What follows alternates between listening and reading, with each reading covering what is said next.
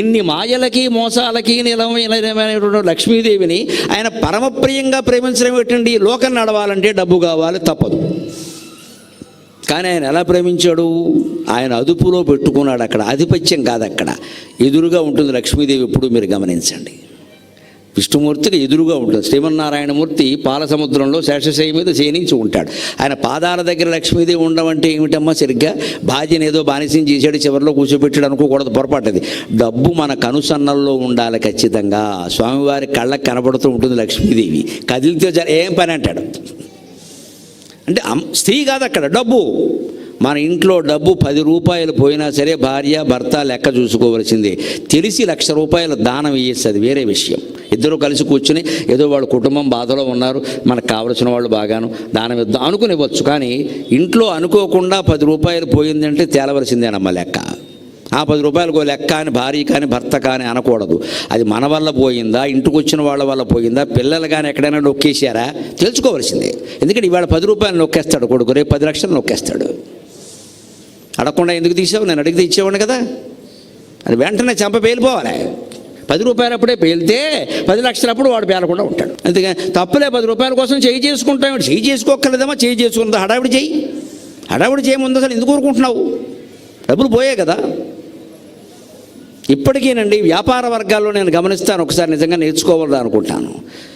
₹1 కింద పడితే కళ్ళకు అద్దుకుంటే కానీ లోపల వేసుకోరండి. రూపాయి బిళ్ళ, ₹1 బిళ్ళ. కొబ్బరి నూనె ఒలికితే ఇలా రాసుకుని మోకాలకైనా రాసుకుంటారు, పనికి రాకపోతే ఊరికే ఉండరు. నేను నిజంగా అభిమానిస్తాను ఆ లక్షణం. అది మంచి లక్షణం, అది పిసినర్థనం కాదు, అది మంచి లక్షణం. ఎందుకని? కొబ్బరి నూనె అక్కడ నేల మీద ఉండడం వల్ల 2 నష్టాలు. 1 పనికి రాకుండా పోయింది, 2 ఎవడో కాలేస్తాడు, ₹1,00,000కి పెడతాడు, ఫ్రాక్చర్ అయిందంటారు. ముందు నూనె తొలగించాలి అక్కడి నుంచి. నువ్వు మోకాలికి రాసావా మానేసావా వేరే, ముందు నూనె తొలగించాలి. బద్దకించే కుటుంబాల్లో ఎలా ఉంటుందంటే నూనె ముట్టుకోకూడదు శనివారం, ఇవన్నీ పెడతారు ఇక్కడ శాపనార్థాలన్నీ. ఇక్కడ నూనె ముట్టుకో, తర్వాత విరిగితే కాలు ముట్టుకుంటావా, అది మానేస్తావా శనివారం అని. ఖచ్చితంగా తొలగించాలమ్మా. అక్కడ అరటిపండు తొక్కుంది, వెంటనే తీసేయాలి. అందుకని దానికి ఏదో శంకలు పెట్టుకుంటే ఎవడో తిని పారేశాడు కానీ కాలు మందే, లేకపోతే మన మలకాలు వచ్చేవాడిది. తొక్క వెంటనే తీసేయాలి. నూనె ఒలికింది వెంటనే తుడిచేయవలసింది. 1 నిమిషం ఎవరి గురించి చూడద్దు, వెంటనే తుడిచేది. దాన్ని చేస్తారు. దాన్ని నిజమైన నెత్తుకు రాసుకుంటే అదే దుమ్ముడు, మోకాలకు రాసుకో, వదిలే, ఏమైంది? మోకాలకు ఆ మాత్రం దుమ్ము అంటకూడదా? ప్రమాదమా? అక్కడతో సరిపెట్టి తోమే, గొడవలేదు. వస్తువు పట్ల జాగ్రత్త, అది పిసినారితనం కాదు. అది వస్తువుల్ని కాపాడుకునే విధానం. ఖరీదైన వస్తువులు కొనుక్కోగానే సరిపోవాలి, దాన్ని కాపాడుకునే విధానం తెలియాలి. అలాగ డబ్బు వస్తువుల వినియోగం మన కనుసన్నల్లో జరగాలి. అందుకోసం లక్ష్మీదేవి పాదాల దగ్గర ఉంటుంది తప్ప భార్యను అక్కడ కూర్చోబెట్టండి చెప్పడం కాదు. ఇది మన సంప్రదాయం కాదు. స్వామివారు కనుసన్నల్లో ఆవిడ ఉంటుంది. ఇక శివుడికైతే మీరు చెప్పగల అర్ధ శరీరం ఇచ్చేసాడు మహానుభావుడు, అంతకంటే త్యాగమూర్తి ఉంటాడా? బ్రహ్మదేవుడు, ఆయన ఏమో తక్కువ చేయాల. నాలుక మీద ఉంటుంది సరస్వతీదేవి, నాలుక మీద భార్య ఉంటుంది. అర్థం ఏంటంటే ఆవిడ పెర్మిషన్ లేదో ఒక మొక్క నోటికి రాదని అర్థం. ఇక్కడ మా బ్రహ్మదేవుడు మా అమ్మవారికి సరస్వతీదేవికి మేము నమ్మిన పలుకుల తల్లికి చాలా ఎక్కువ విలువ ఇచ్చాడు. ఆవిడ మాట్లాడింది, ఆవిడ అనుమతి లేనిది ఈయన అసలు బయటికి రాడు, మాట్లాడలేడు. అంతగా మన దేవతల్లో ప్రధానమైన బ్రహ్మ విష్ణు మహేశ్వరులు ముగ్గురు భార్యను గౌరవించారు. ప్రేమించడం కాదు, గౌరవించారు. మనం ప్రేమించలేకపోతున్నాం, వీళ్ళ గౌరవాలు పక్కనట్టండి. అది ఆ ధోరణితో ఉంటారు కాబట్టి తప్పితే ఆయన అదుపులో పెట్టడం కాదు. వెంకటపతేర్ విష్ణు పరాం ప్రేయసీం వక్షస్థల నిత్యవాసరసికాం. ఎప్పుడు ఆయన వక్షస్థలంలో ఉండాలని కోరుకుంటూ ఇష్టపడుతూ అక్కడే ఉంటుంది. సరిగ్గా మనం డబ్బు కూడా ఇప్పుడంటే జీన్స్ ప్యాంటుకి చాలా జేబులు వచ్చాయి, కానీ పూర్వం ఎక్కువ పెద్ద జేబు ఇక్కడే ఉండేది అందరికీ. లాల్చీలు ధరించే రోజుల్లో, పెద్ద చొక్కాలు వేసుకునే రోజుల్లో పెద్ద జేబు ఇక్కడే ఉండేది, ఇంత ఎత్తుగా ఉండేది ఏకంగా. ఈ ఫోన్ లేకపోయినా డబ్బు కట్టలు, పర్సు, ఇంకేదో పెన్నం ఏవో ఉంటాయి కదా అని ఉండి. సరిగ్గా డబ్బు కూడా మనకు కూడా వక్షస్థలంలోనే ఉంటుంది సుమారుగా. అక్కడ ఉండడమే రక్షణ కూడా, ఎందుకంటే కొట్టెత్తి తెలుస్తుంది. ఇవాళ పద్ధం కుర్రాళ్ళు చక్కగా డబ్బులు లేవుగా, ఎవరిదే అన్ని కార్డులేగా, మొత్తం గీకడమే.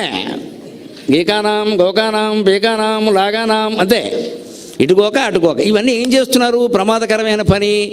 6 బ్యాంకుల కార్డులు ఉంటాయి, 6 కలిపి పర్సులో పెడతాడు. వీడు ఆధార్ కార్డు పెడతాడు, వీడి జీవితం అంతా పెడతాడు, జాతకం అంతా పెడతాడు, వెనక జేబులో పెడతాడు. వీడు ఇక్కడికి వచ్చి కళ్యాణానికి వస్తాడు, ఇంకోటి వీడిని కన్నం వేయడానికి వస్తాడు, మొత్తం పట్టుకుపోతాడు. అలా ఎప్పుడు చేయకూడదు. వాడు చాలామంది కుర్రాళ్ళ దగ్గర చూస్తారు, ఇంతలా ఉంటుందండి పరస, రుబ్బురోల పత్రాల్లో ఉంటుంది. అది ఇంతలావు, అంతంతలావు పరసల్లో అన్నీ పెట్టకూడదు ఎప్పుడు. 4 జేబులు ఉండాలి ఖచ్చితంగా. కొన్ని ఇక్కడ కొన్ని అక్కడ పెట్టుకుంటే ఒకటి పోయినా ఒకటైనా మిగులుతుంది. అసలు డబ్బులు పెట్టుకునేవాడు కూడా మా చిన్నప్పుడు మా నాన్నగారే చెప్పేవారు, మాకు 100 రూపాయలు ఇస్తే ఆయన ఇప్పుడు 100 రూపాయల నోటు మాకు ఇచ్చేవాడు కాదు. లేక కాదమ్మా, ఇవ్వకూడదని కాదు. 50 నోటు, 20 నోటు, 10 నోటు, 5 రూపాయలు కూడా కొన్ని ఇచ్చేవారు. 100కింత చిల్లర 4 రకాల 5 రకాల విభజన చేసి ఇచ్చేవారు. చిచ్చి ఏం చెప్పేవారండి, అబ్బాయి ఆ 50 నోటు ఇక్కడ పెట్టుకో, నీకు తెలుస్తుంది, చిల్లర డబ్బులు వెనకాల తోసి ఎవడన్నా బిల్లెట్ కోసినా పర్వాలేదు. నిజమే కదా. మరి వెనకాల బిల్లెట్ కోస్తారండి, గుండెల మీద ఎవడు బిల్లెట్ పెట్టలేడు. మీరు ఆలోచించండి, సేఫ్టీ అది, రక్షణ. 50 ఉంటుంది, పోతే 5 రూపాయలు పోతే అప్పటికైనా మేలుకుంటావు. ఇవన్నీ చిన్నప్పటి నుంచి నేర్పారమ్మా ఇంట్లో. ఇప్పుడు నేను 60 ఏళ్ళు వచ్చి ఇప్పుడు అలాగే ఉంటాను. నేను చేదస్తం అనుకున్నా సరే అలాగే ఉంటాను, చెప్తూనే ఉంటాను అలాగే. వెనకపోవడం వాళ్ళ కర్మ, మనం చెప్పాల్సిందే. అంటే డబ్బుని 100 రూపాయలనే 4 చోట్ల పెట్టమని చెప్పేవారు మా నాన్నగారు. ఎందుకని 10 రూపాయలు పోయినా 90 మిగులుతారా, 25 పోయినా 75 మిగులుతారా. ఈవేళ మొత్తం అన్నీ కలిపి మొత్తం గుండు గుత్తా చేసి సింగిల్ విండో సిస్టమ్ లాగా ఇంత పరచులో పెట్టి ఆ పరచు ఇక్కడ పెడతాడు, మంచం మీద పడుకుంటాడు, అడ్డంగా ఉందని మంచం మీద పెడతాడు, వెళ్ళిపోతాడు బండి వేసుకుని శ్రీమద్రమారమణ గోవిందా, మళ్ళీ వస్తాడు పరచు కోసం. ఏం కర్మ ఇది, ఆ మాత్రం జ్ఞాపకం లేదా? జీవితం అంతా అందులో పెడతావా, దాన్ని మంచం మీద వదిలేసి పారిపోతావా? ఇంక లక్ష్మీదేవి ఎందుకు ఉంటుందంటే మన దగ్గర. ఆయన ఎదురుగా ఎందుకు పెట్టుకోండి, కనుసన్నల్లో పెట్టండి, చూసుకోండి, కాపాడుకోండి. పిసినారు వాళ్ళ బతకమని కాదు, మనకు ఉపయోగపడాలి కదా. అందుకే ఆయన ఎప్పుడు అక్కడ ఉండాలని కోరుకుంటుంది. అటు పైగా గుండెల్లో పెట్టుకుని ప్రేమించడం అంటే గుండె ఎడం వైపునే ఉంటుందిగా, లక్ష్మీదేవి కూడా ఎడం వైపునే ఉంటుంది. క్షాంతి సంవర్ధినీయం, చాలా గొప్ప మాట. క్షాంతి అంటే క్షమాగుణం. శాంతి, శమం నుంచి శాంతి వచ్చినట్టే క్షమ నుంచి క్షాంతి వచ్చింది. క్షమాగుణం అంటే సహనం. డబ్బు ఎక్కడ ఉంటే క్షాంతి సంవర్ధిని, విష్ణుమూర్తిలో ఉండే సహన గుణాన్ని పెంపొందిస్తుందట. విష్ణుమూర్తిలో ఎంత సహన గుణం ఉందో మనకి చాలా పురాణాల్లో ఉంది. భృగు మహర్షి వెడితే శివుడు తట్టుకోలేకపోయాడు, ఆయన గొప్పవాడు కాదు. బ్రహ్మదేవుడు తట్టుకోలేకపోయాడు, కానీ విష్ణుమూర్తి అపారమైన సహనంతో ఆయన గుండెల మీద తనినా తట్టుకున్నాడు. పైగా పాదసేవ చేశాడు. అక్కడేదో అరికాల్లో నేత్రం ఉంది, అది చిదిమేశాడు అంటారు. నాకు పురాణాల్లో ఎక్కడ కనపడలేదు ఈ మాట. ఎక్కడ వస్తుంది? భృగు మహర్షికి అహంకారం ఉన్నట్టు, ఆయన అరికాల్లో నేత్రం ఉన్నట్టు ఎక్కడా లేదు. మనం ఎందుకు చెబుతున్నామో తెలియట్లేదు, అది ఎక్కడా లేదు భాగవతంలో. ఈ కథ భాగవతంలో ఉంది చివరి స్కందంలో, కానీ అరికాల్లో కన్ను ఉన్నట్టు, అది విష్ణుమూర్తి చిదిమినట్టు మాత్రం లేదు. భృగు మహర్షిని అవమానించక్కలేదు. భృగు మహర్షి పరీక్ష పెట్టడానికి వచ్చాడు. త్రిమూర్తుల్ని పరీక్ష పెట్టే తపశ్శక్తి ఉంది భృగువుకి, ఆయన సామాన్యుడు కాదు. ఆయన అంత అసామాన్యుడైతే లక్ష్మీదేవి ఆయన ఇంట్లో పుడుతుంది. భార్గవీం లోకజననీం మా రమా మంగళదేవత. అమ్మవారిని భార్గవిని ఎందుకంటే నా భృగు మహర్షి ఇంట్లో పుట్టింది ఆవిడ కుమార్తెగా. భార్గవి లోకజననీ మా రమా మంగళదేవత. అమ్మవారి పేరు లక్ష్మీదేవికి భార్గవి, లోకజననీ, మా రమా, మంగళదేవత. ఇవన్నీ లక్ష్మీదేవి పేర్లు. ఆయన ఇంట్లో ఎందుకు పుట్టింది? ఆయనకు అహంకారం ఉంటే. ఆయన మహాతపశ్శాలి. విష్ణువుని, బ్రహ్మని, శివుని చేతం పరీక్ష చేసి ఈయన బ్రహ్మత్వానికి, ఈయన విష్ణుత్వానికి, ఈయన శివత్వానికి తగినవాడా కాదా తేల్చగలిగిన శక్తి మహర్షులకు ఉంది. అందున భృగు మహర్షికి ఉంది. ఆయన సామాన్యుడు కాదు. అటువంటి వాడికి అహంకారం ఉండడం, ఆ కింద ఏదో కాలు ఏమి లేదు. విష్ణుమూర్తి కాళ్ళు పట్టుకోవడం ఇష్టమే, కొంతమంది పుట్టించారు ఈ వ్యవహారాన్ని. ఆయనకి ఇష్టమే పట్టుకోవడం. మహర్షుల కాళ్ళు యోగి కృద్యానగమ్యం, ఆయన పట్టుకుంటాడు. ఆయనకు అహంకారం లేదు. అందుకే క్షాంతి సంవర్ధిని. ఎంత డబ్బున్నా ఆయన సహనంతో ఉన్నాడండి. లక్ష్మీదేవి అక్కడే ఉన్నా మనం కాస్త 100 రూపాయలు జేబులో ఉంటే మనకి పొట్ల కడుపున వచ్చేస్తూ ఉంటుందండి, అది ఖర్చు అయిపోయే వరకు. ఇంకా 1000 ఉంటే చెప్పక్కర్లేదు. ఇంకా 2000 నోటు ఉందంటే పట్టుకోలేదు. ఇంకా క్రెడిట్ కార్డులో కనుక మీరు పిల్లలకి ఓ 50,000 వేసి వదిలేశారంటే అయిపోయినట్టే, పిల్లడు చెడిపోవడానికి ఇంకేం అక్కర్లేదమ్మా. డబ్బు ఏం చేస్తుంది? సహనాన్ని నశింపజేస్తుంది. నాకు డబ్బు ఉంది కదా, నేను ఎందుకు వినాలి? ఇవాళ మనకి డబ్బు ఉండబట్టి ఏం చేస్తున్నామమ్మా, మొహమాటం లేకుండా మాట్లాడుకుందాం. ఆన్లైన్ మన చేతిలో ఉంది. అలా వస్తువు అలా చూడగానే క్లిక్ క్లిక్ క్లిక్, 3 క్లిక్కులు మన గుమ్మల్లోకి వచ్చింది. Amazon, courier. ఆన్లైన్ షాపింగ్ బంద్ అయిపోవాలి. అప్పుడు లక్ష్మీదేవి మన ఇంటూ ఉంటుంది. కొనుక్కోగలిగితే డబ్బులు ఎట్టు కొనుక్కో, లేకపోతే మానకు ఊరుకో. డబ్బు ఉన్నప్పుడే కొనుక్కో.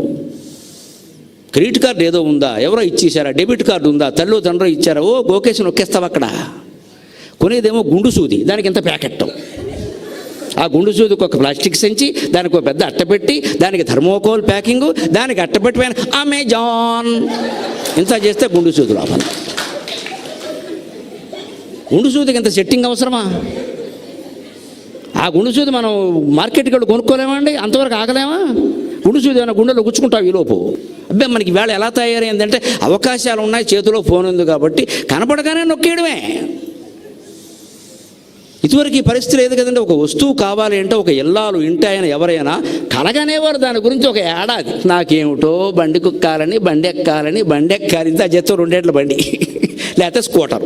ఓ 10 ఏళ్ళు ఇల్లాలు కలగంటే ఈ సామాన్య గుమాస్తా ఉన్నాడే గవర్నమెంట్ ఆఫీసులో కొందాంలే పిల్లలు పెద్దాళ్ళు అవుతున్నారు చదువులు కదా అని ఆపి ఎప్పుడో ఆయన రిటైర్ అయ్యే ముందు ఆ స్కూటర్ కొన్నాడు. నాకు తెలుసు, రిటైర్ అయ్యే ముందు దానికే ఇల్లాలు పొంగిపోయి ఆ స్కూటర్కి మా ఆయన స్కూటర్గా అన్నారు.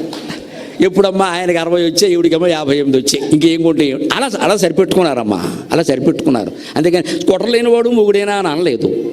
ఈ ధోరణి మానుకోవాలి ముందు, ఈ వేధింపులు మానుకోవాలి. ఇంట్లో ఏది కనపడితే ఏది కొనియడం, ఏది కొనాలనిపించగానే కొనియడం, నొక్కేయడం ఆన్లైన్ డబ్బులు బాగా ఉన్నాయి అందరి దగ్గర. అన్నిటికంటే చౌకేదంటే డబ్బే.